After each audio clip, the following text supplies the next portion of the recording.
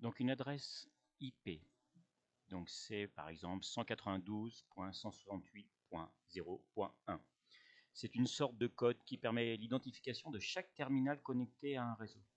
Quand on parle de terminal, on parle de tout objet connecté.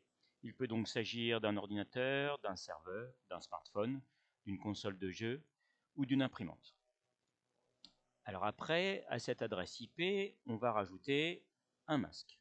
Un masque est un séparateur entre la partie réseau et la partie machine d'une adresse IP.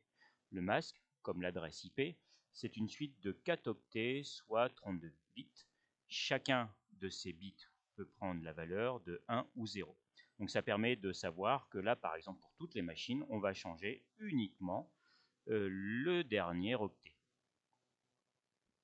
Ensuite, nous gardons les adresses 253, 254, donc les plus hautes pour les serveurs, pour les routeurs, pour les box.